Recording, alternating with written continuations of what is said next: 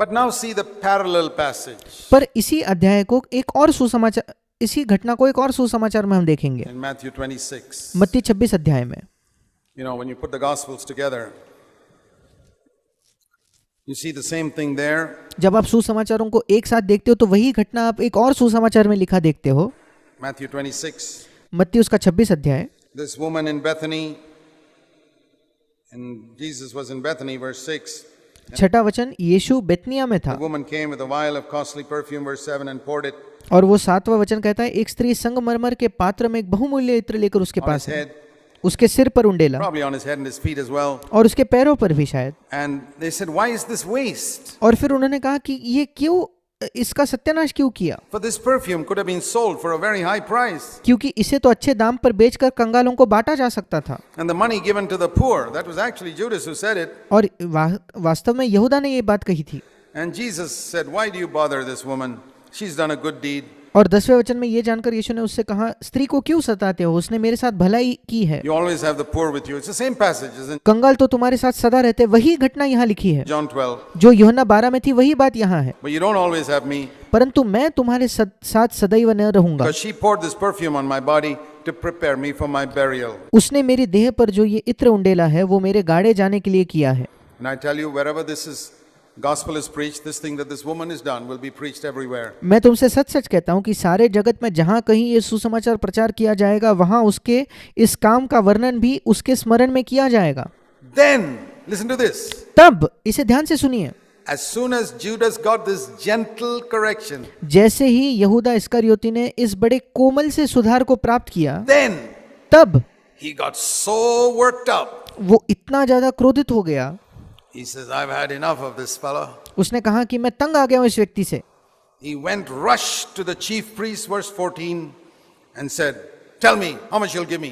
14 वचन में वो प्रधान याजकों के पास जाकर उसने कहा कि तुम मुझे इसको पकड़वाने के कितने दोगे? I'll betray him. I'm sick and tired of this fellow मैं उसे पकड़वा दूंगा क्योंकि मैं तंग आ गया हूँ इस व्यक्ति से। correcting me in front of everybody like this. सबके सामने इस प्रकार से मुझे वो सुधारता है। What did Jesus say? यीशु ने क्या कहा था? Did he call him Satan? क्या यीशु ने उसे शैतान कहा था? A gentle correction. एक बहुत ही कोमल सुधार। He couldn't take it. वो उसे नहीं अपना पाया, नहीं ले पाया। He got so angry वो इतना गुस्सा हो गया that he went and betrayed Jesus कि उसने जाकर यीशु मसीह को पकड़वा दिया। for 30 pieces of silver. उसने विश्वासघात किया 30 चांदी के सिक्कों के लिए। He didn't want the money. वो पैसा नहीं चाहता था, Because later on we read he went back and threw it back there. क्योंकि आगे जाकर हम पढ़ते कि उसने जाकर वो पैसा वहीं फेंक दिया। He wanted revenge वो बदला चाहता था on this person who dared to correct him इस व्यक्ति पर जिसने हिम्मत की थी उसे डांटने की, उसे सुधारने की in public. सबके सामने। Do you get the message? क्या आपको संदेश मिलता है? Judas also failed. यहूदा भी असफल हुआ, Peter also failed. पतरस भी असफल हुआ। Why is it Peter became the leader of the apostles? ऐसा क्यों कि पतरस सारे प्रेरितों का अगुवा बन गया? And why is it that Jesus said about Judas, it is better if he was never born? और क्यों प्रभु ने यीशु मसीह ने यहूदा के बारे में कहा कि बेहतर होता कि इसका जन्म ना होता? Imagine Jesus saying about somebody, it's better if he was never born. सोच कर देखिए, यीशु मसीह किसी व्यक्ति के बारे में कहता है कि बेहतर होता अगर इसका जन्म ना होता तो। If you cannot receive correction, अगर आप सुधार को प्राप्त नहीं कर सकते, it is better if you were never born. बेहतर होता अगर आपका जन्म ही नहीं होता। I'll tell you that. मैं आपको ये बताना चाहता हूँ, If you can see correction as the words of eternal life, अगर आप देख सकते हो, अगर आप सुधार को अनंत जीवन के शब्दों के समान देख सकते हो तो it will lead you to a greater anointing वो आपको एक बड़े अभिषेक की ओर, और भी बड़े अभिषेक की ओर ले जाएगा in the days to come. आने वाले दिनों में। Dear brothers and sisters, मेरे प्रिय भाई और बहनों, God will correct us. परमेश्वर हमें सुधारेगा, He will discipline us वो हमें अनुशासित करेगा because He loves us. क्योंकि वो हमसे प्रेम करता है। Why could He correct Peter so strongly? क्यों पतरस को इतने मजबूती से, इतने बलवंत तरीके से वो सुधार पाया? Because He knew that Peter would not get offended. क्योंकि वो जानता था कि पतरस बुरा नहीं मानेगा, नाराज नहीं होगा। Why did He correct Judas so gently? यहूदा इस्करियोती को इतने कोमलता से उसने क्यों सुधारा? because he knew a little bit is enough क्योंकि वो जानता था इसके लिए थोड़ा सा पर्याप्त है, to cause him offense. ये थोड़ा सा भी लेकर ये नाराज हो जाएगा। I want to ask you, sisters, मैं आप बहनों से पूछना चाहता हूँ, when your husband says some small thing, trivial thing, जब आपका पति आपसे कोई छोटी सी बात, बड़ी छोटी सी मामूली सी बात कहता है to you, आपसे, do you get offended? क्या आप बुरा मान जाते हो? Such a small word. इतना छोटा सा शब्द था। What about you husbands? आप पतियों के बारे में क्या? If your wife says something very small, अगर आपकी पत्नी कोई बड़ी छोटी बात आपसे कहे, do you get offended? क्या आप बुरा मान जाते हो? Or are you made of the tough stuff या आप बलवंत तरीके से बनाए गए हो, that Peter was made of, जिससे पतरस बनाया गया था, that you can take correction कि आप सुधार को प्राप्त कर सको and say, yes, darling, you're right. और आप कह सको कि हाँ मेरे प्रिय तुम सही हो। I think I needed that word from you. मुझे लगता है कि तुमसे इस सुधार के शब्द की मुझे जरूरत थी, आवश्यकता थी, I was wrong. मैं गलत था। Thank you for being my helper. मुझे धन्यवाद मेरा सहायक होने के लिए। God appointed you to be my helper. Thank you for being my helper. प्रभु ने तुम्हें नियुक्त किया है मेरा सहायक होने के लिए, धन्यवाद मेरा सहायक बनने के लिए। Dear brothers and sisters, मेरे प्रिय भाई और बहनों, God gives us many helpers. परमेश्वर हमें कई सहायक देता है।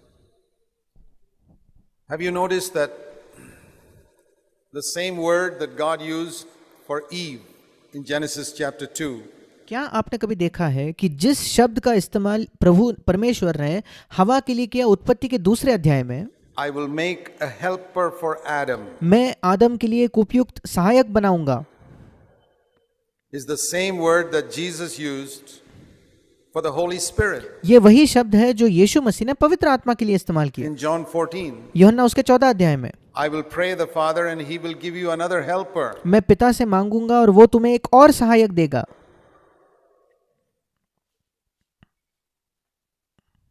Do you appreciate the Holy Spirit? क्या आप पवित्र आत्मा की सराहना करते हो? क्या उसको मूल्य जानते हो? When he corrects you, जब वो आपको it's a सुधारता है, help. He's a helper. वो ये एक सहायता है, वो एक सहायक है। Do you appreciate your wife whom God has given you to help you? क्या आप अपने पत्नी को मूल्यवान समझते हो जिसको परमेश्वर ने आपको दिया है आपकी सहायता करने के लिए? Do you appreciate your husband क्या आप अपने पति को उतना सराहते हो? क्या उसकी उतना मूल्य समझते हो? क्या whom God has given you to help you? जिसे परमेश्वर ने आपको दिया है आपकी सहायता करने के लिए? What about you children? Do you appreciate your father and mother? आप जो बच्चे हो, क्या आप अपने माता पिता को सराहते हो, पर्याप्त मात्रा में उनका मूल्य करते हो, Whom God has given you to help you जिन्हें परमेश्वर ने आपको दिया है आपकी सहायता करने के लिए, to become better human beings, कि आप बेहतर मनुष्य बन जाओ, not to be like the godless young people of today, कि आज के ईश्वरीयहीन जो बच्चे हैं वैसे आप न बनो, who are heading onwards to hell. जो नर्क के रास्ते पर बड़े तेजी से जाते हैं। When your dad and mom tell you to give up that rock music, जब आपके माता पिता उस रॉक म्यूजिक को छोड़ देने के लिए आपको कहते हैं, are you willing to listen? क्या आप उन्हें सुनने के लिए तैयार हो? When they tell you to come home at a certain time, जब आपसे कहते हैं कि एक विशेष समय पर घर लौट आओ, girls especially, विशेषकर are you willing to listen? जो लड़कियां हैं, क्या आप सुनने के लिए तैयार हो? When your parents tell you to dress a little more modestly, जब आपके माता पिता कहते हैं कि थोड़ा और सभ्यता से आप कपड़ों को पहनिए, not to wear those tight-fitting clothes like other worldly girls do, दूसरे जो संसारिक लड़कियां पहनते हैं वैसे बहुत टाइट अपने ज्यादा टाइट फिटिंग वाले कपड़ों को ना पहने, are you willing to listen? क्या आप सुनने के लिए तैयार हो? Do you believe that they've got your good at heart? क्या आप विश्वास करते हो कि आपकी भलाई है उनके हृदय में? Do you believe that they want to save you from the calamity that's facing young people today? क्या आप विश्वास करते हो कि वो आपको उस विनाश से बचाना चाहते हैं जो आज सारे जवानों के सामने जो विनाश खड़ा है? When they give you advice concerning whom you should marry, जब वो आपको सलाह देते हैं कि आपने किससे विवाह करना चाहिए, are you willing to listen क्या आप सुनने के लिए तैयार हो? or are you stubborn या आप बड़े हठीले हो। You know, I'll tell you something. मैं आपको कुछ बताना चाहता हूँ। If you are stubborn, one day, it may take a few years, you will reap what you have sown. अगर आप हठीले हो तो इसमें शायद समय लगेगा, पर एक दिन जो आपने बोया है आप वही काटोगे। Yeah, that's true. हाँ, ये सच है।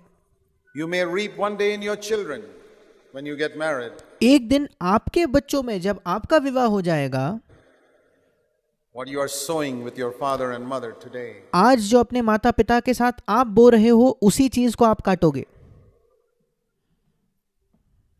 It's good for us to humble ourselves. ये अच्छा है कि हम अपने आप को नम्र कर ले। Even if you don't agree with something, अगर आप किसी चीज से सहमत नहीं हो तब भी be gracious बड़े अनुग्रहकारी होकर to your parents. अपने माता पिता के प्रति Humble yourself. अपने आप को नम्र कीजिए। Particularly if your parents are God-fearing and in विशेषकर अगर आपके माता पिता परमेश्वर का भय मानने वाले हैं the church. और कलीसिया में है तो Certainly you got to listen to what they have to say. Even if you निश्चित तौर पर आपको सुन लेना चाहिए वो जो कहते हैं, disagree, be very gracious. और अगर आप उनसे सहमत नहीं है तो बड़े अनुग्रह से उसे कहे। Don't become a headache at home. घर पर एक सिर दर्द ना बन जाए। They correct you for your good. वो आपको आपकी भलाई के लिए सुधारते हैं। One day when you leave home and you set up your own home, do what you like. But एक दिन जब आप घर छोड़ के अपना खुद का घर बनाओगे तब आप जो चाहे वो करो, as long as you're at home, listen to your dad and mom. पर जब तक आप घर पर हो अपने माता पिता की बात मानो। You will live long.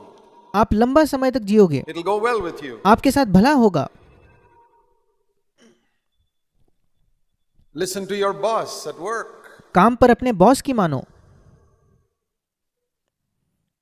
Listen to the elders, प्राचीनों की मानो, at least the ones you respect. कम से कम उन प्राचीनों को जिनका आप आदर करते हो। They seek your good. वे आपकी भलाई चाहते हैं।